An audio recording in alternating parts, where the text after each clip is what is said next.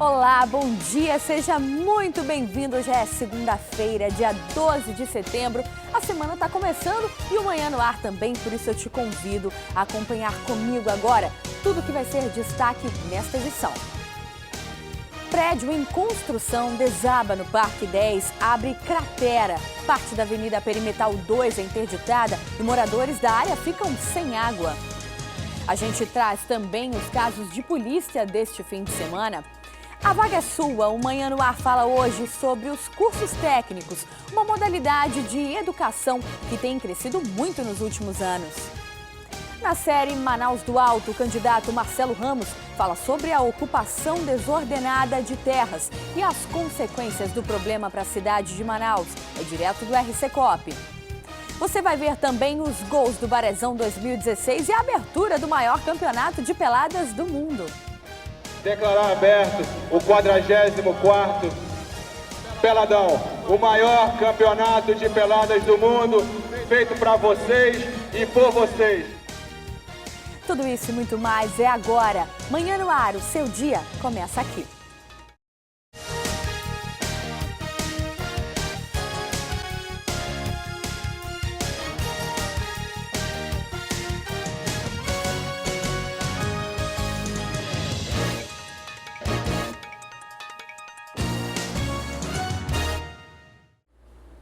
Seis horas e 2 minutos, mais uma vez, bom dia para você. A gente começa essa edição do Manhã no Ar falando que nesse fim de semana, um prédio comercial que estava sendo construído na rua Perimetral, no Parque 10, desabou. O desmoronamento causou o rompimento da tubulação da Manaus Ambiental, o que deixou os moradores da região sem água nesse domingo.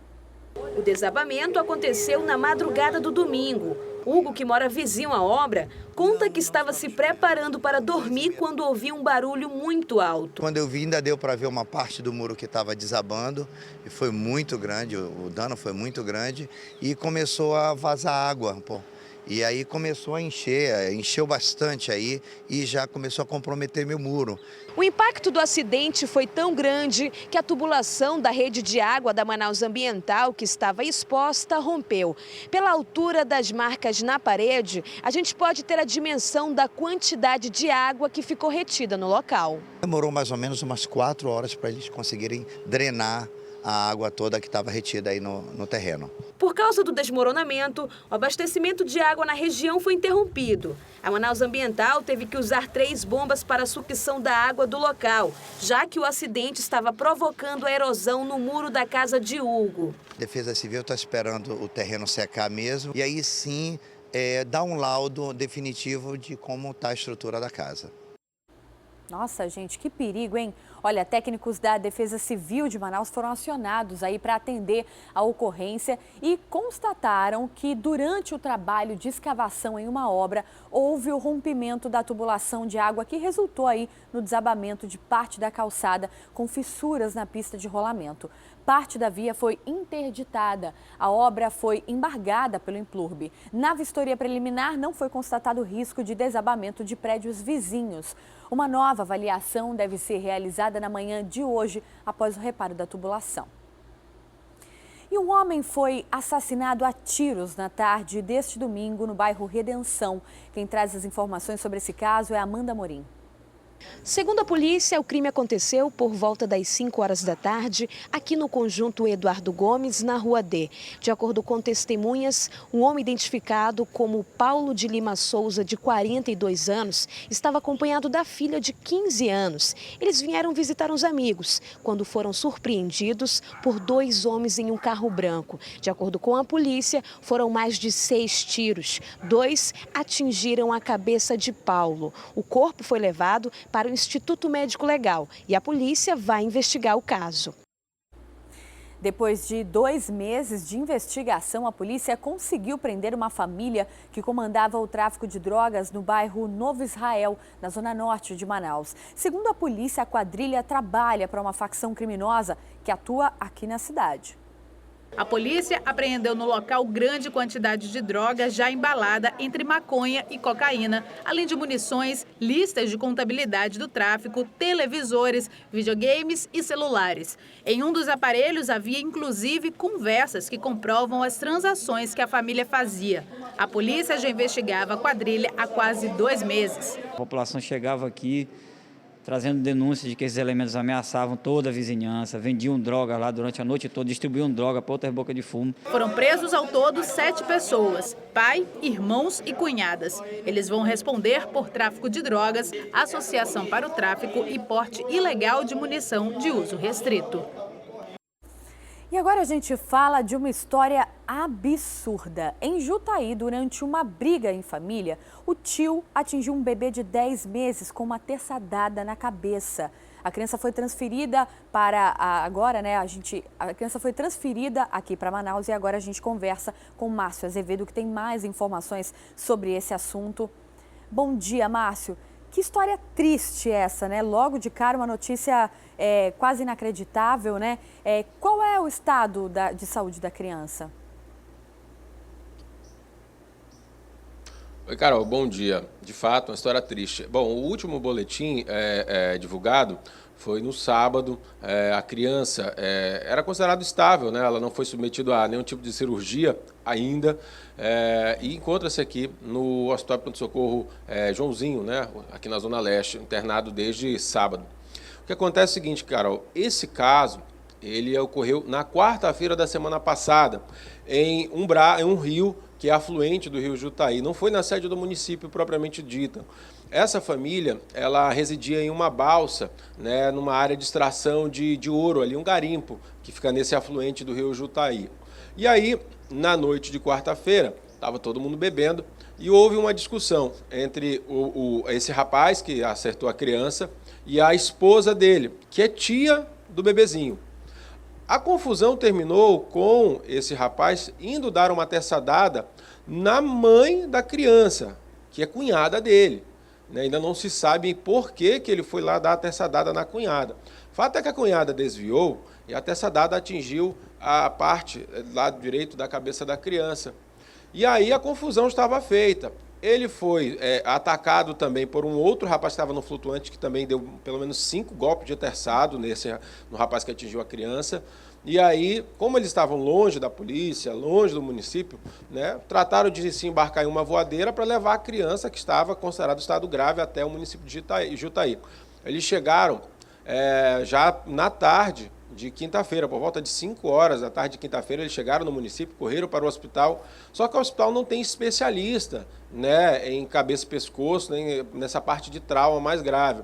A criança foi estabilizada e no dia seguinte foi encaminhada a Manaus pela unidade hospitalar. E aqui deu entrada no Hospital de Pronto-Socorro João Lúcio, né? E como a gente informou no boletim médico de sábado, ela ainda não havia sido submetida a uma cirurgia, mas era considerado estável o estado dela. Graças a Deus. Hoje deve ser feita a avaliação para realmente saber se o golpe causou alguma lesão mais grave, que necessite cirurgia ou não nessa criança. Bom, quanto ao agressor, ele está internado lá no Hospital de Jutaí, como eu disse, ele levou 5 terçadadas depois de atacar a criança, e a pessoa que fez isso está foragida. O delegado lá do município já solicitou à justiça a prisão preventiva desse agressor. Hoje, o juiz da comarca deve analisar o pedido de prisão do delegado e vai dizer se acata ou não a prisão preventiva. Porque assim que ele receber alta, ele vai ser preso por conta do flagrante, mas o delegado quer que ele fique detido preventivamente aí por conta da gravidade, né? E ainda precisa ser esclarecido toda essa situação, porque só quem estava nessa balsa eram as pessoas envolvidas na confusão, Carol. Então, a sorte mesmo de tudo isso é que esse bebezinho está bem e, pelo menos até o momento, não corre risco de morte. Eu volto com você. É verdade, Márcio. Realmente só o que nós podemos esperar é que a pessoa que fez isso com o bebê, né, seja punida da forma que couber, aí, que a justiça achar que deve, e que o bebê melhore cada vez mais. Graças a Deus já está aqui em Manaus sendo assistido pelos médicos, né, da melhor forma, e a gente sabe que provavelmente vai passar um período no hospital, mas é melhor porque lá vai estar sendo cuidado da maneira que ele precisa. Muito obrigada, Márcio, pelas informações. A gente volta ainda hoje com você com outras notícias. Até já.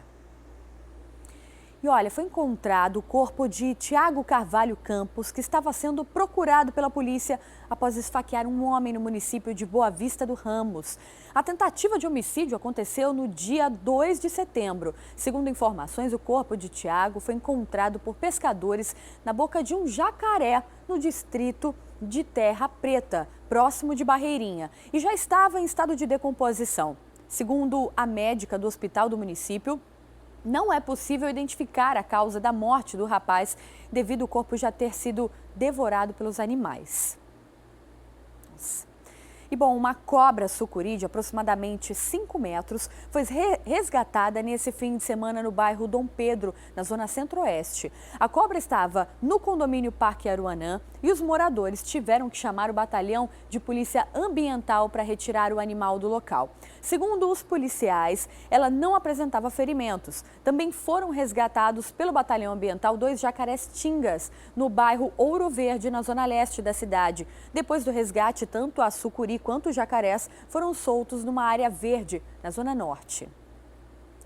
E mesmo em período de seca, nós estamos enfrentando aí, vivenciando neste mês de setembro, uma enorme variação climática aqui em Manaus. Já tivemos vendaval, chuva forte e muito calor, por isso nós procuramos meteorologistas para saber se esses fenômenos são comuns nessa época do ano. Vamos ver. Ora chove, ora faz sol. Esses turistas preferem o calor. Vocês preferem chuva ou sol? Sol. Por quê? Porque é mais alegre. E você prefere chuva ou sol? Sol, bastante, porque lá onde a gente mora, Curitiba, chove bastante, então a gente prefere sol. Já o seu Bento gosta mais da chuva. Eu prefiro o dia como está hoje, que daí não tá, a temperatura está excelente. Para ele a sexta foi boa então, já que foram registrados 33 milímetros de chuva. Metade da previsão mínima do CIPAM para o mês inteiro. É a passagem da estação seca para a chuvosa. Agora nós estamos caminhando para o período das tempestades. O período das tempestades é outubro. Então, eventualmente, nós podemos ter. Não é muito comum de acontecer várias vezes no mês de setembro, mas podem acontecer. Se é assim, o melhor mesmo é fazer como a dona Darcy. A sombrinha serve para quê nesse caso? De repente pode ser para sol e para chuva, né? Melhor se prevenir, né? Isso, melhor se prevenir como se remediar, como diz o ditado. Tá certo, melhor se prevenir mesmo. E olha que notícia bacana. A Secretaria de Segurança Pública e uma empresa privada assinaram um termo de cooperação que garante a ciclistas do Amazonas proteção em casos de roubos ou acidentes. Olha só. A Ponta Negra foi o local escolhido para a formalização da parceria, comemorada com uma pedalada na ciclovia da praia. Este site, o Bike Registrada, de forma gratuita, possibilita o cadastro de bicicletas que até então não tinham registro como os carros. A gente vai fornecer para eles o nosso banco de dados com informações estatísticas que podem ajudar a criação de políticas públicas para melhorar cada dia mais a segurança do ciclista e fazer com que cada dia o pedal de Manaus seja melhor. A gente tem a possibilidade de recuperar bicicletas roubadas ou furtadas e devolver para o dono, que a gente não tinha essa facilidade. A gente tinha bicicleta e ela fica na delegacia, fica no quartel aí estragando, porque a gente não tem como saber quem é o dono. Agora nós vamos ter. A empresa também oferece para a venda este selo no valor de R$ 30. Ele é muito difícil de sair depois de colado. E com o auxílio de um aplicativo, revela informações importantes sobre a bicicleta e sobre o dono. Desde o tipo sanguíneo até o telefone para contato em caso de acidente. Manuel pedala há 30 anos, é um dos pioneiros em manobras arriscadas sobre rodas. Agora que soube do site, vai correr atrás da novidade. Eu peguei agora há pouco, já vou estar fazendo o cadastro já, com certeza. Isso é muito bom. O presidente da Comissão de Ciclistas do Amazonas lembra que o estado tem hoje cerca de 80 mil usuários de bicicleta. E a segurança é uma preocupação para eles. É um instrumento fantástico. Hoje as pessoas têm celular roubado, né?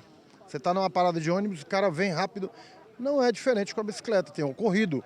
E as pessoas acham que não, que a bicicleta não é um brinquedo de criança, e não é. Ele é hoje um modal de transporte. Lógico que não é igual a um carro, porque o carro demora para você desmontar. A bicicleta desmonta rápido. Então a gente também tem que ser ágil. Mas para que o site tenha êxito, é preciso que todos colaborem. Hoje já há cerca de 100 mil bicicletas cadastradas em todo o país. E Maxi Miller lembra que a parceria com a Secretaria de Segurança Pública do Amazonas é uma via de mão dupla. Com isso a gente tem estimulado a segurança e assim estimulando que as pessoas pedalem mais, promovendo a mobilidade urbana por meio da bicicleta, que é o nosso grande objetivo. Que bacana, né? A bike que possibilita aí o transporte de muitas pessoas, facilita a vida delas também e, de quebra, ainda protege o meio ambiente. Bacana. E olha, estamos no Setembro Verde, mês em que prédios públicos e privados ganham a cor da campanha de doação de órgãos. E para chamar a atenção para esse assunto tão sério e tão importante, uma caminhada reuniu centenas de pessoas na Ponta Negra. A reportagem é da Natália Freire e do Pedro Bala. Essa animação tem um motivo. Eles resolveram suar a camisa para conquistar mais adeptos. Todos aqui disseram sim à doação de órgãos. São pacientes, profissionais da saúde e simples simpatizantes da causa. Gente que sabe que depois de morto pode continuar vivo no corpo de quem precisa de um órgão sadio. E para divulgar essa mensagem, nada como a atividade física. Além da caminhada, aulas de dança e várias outras atrações marcaram o Domingo Verde. Tudo trata-se de saúde. Quando nós temos saúde, nós temos qualidade de vida. E é isso que os transplantados buscam, qualidade de vida. É nesse momento que a Singel entra em parceria. O coordenador estadual de transplantes explica que atividades como essas são importantes para derrubar alguns mitos. A primeira coisa que a gente tem que trabalhar é que informe a sua família se você quer ser um doador de órgãos e tecidos, porque a doação é um ato voluntário, altruísta, ninguém é obrigado a doar. Somente você, com o espírito de solidariedade, é que pode fazer essa autorização. E o outro é em relação ao corpo.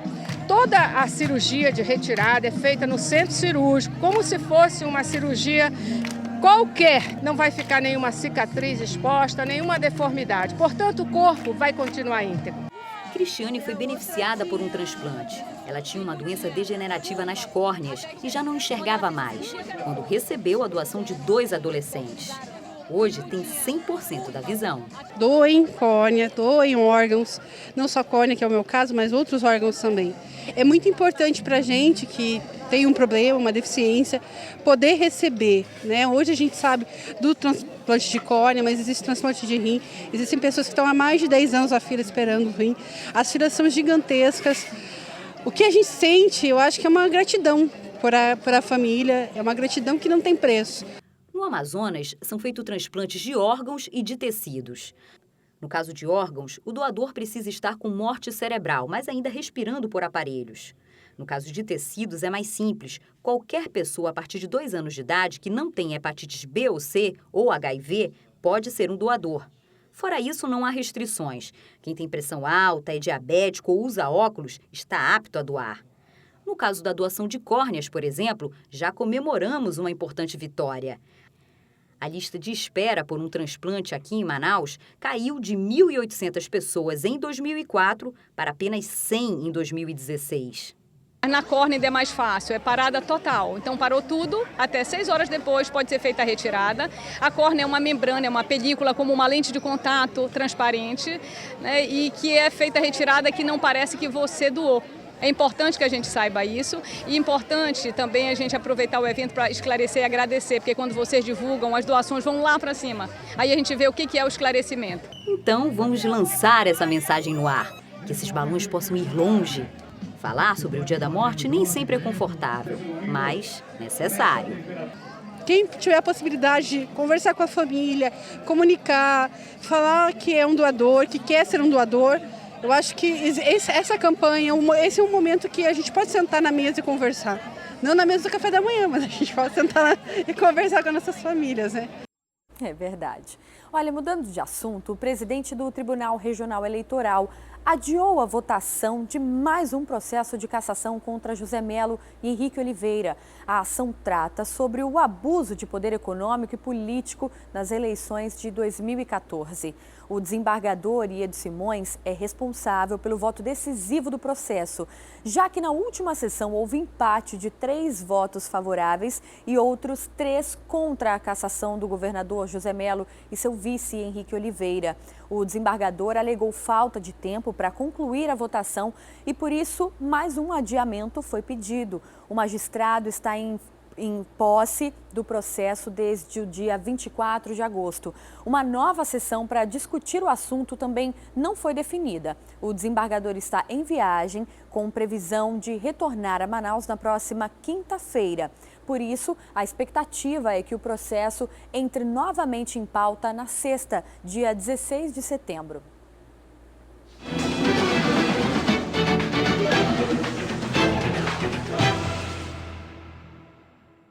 Até o fim desta semana, você acompanha a série de entrevistas com os candidatos a prefeito de Manaus no A Crítica na TV.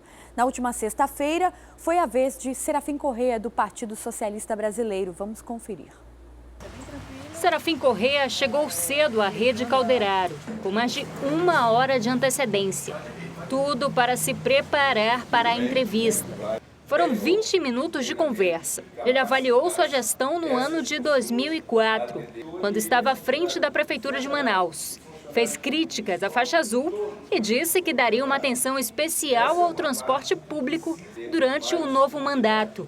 O candidato anunciou ainda que pretende abrir editais para concursos públicos. Vamos ver as áreas que têm deficiência de pessoal. Existem áreas que faltam funcionários. Existem outras que têm funcionário demais. Onde tem funcionário demais, você tem que remanejar para outros setores onde o atendimento é ruim. A meu ver, educação e saúde têm lacunas. É preciso preenchê-las. E olha, hoje você confere ao vivo a entrevista com o candidato Luiz Castro, do Rede Sustentabilidade. O programa Crítica na TV começa a partir das 6h30 da noite, logo após o Cidade Alerta.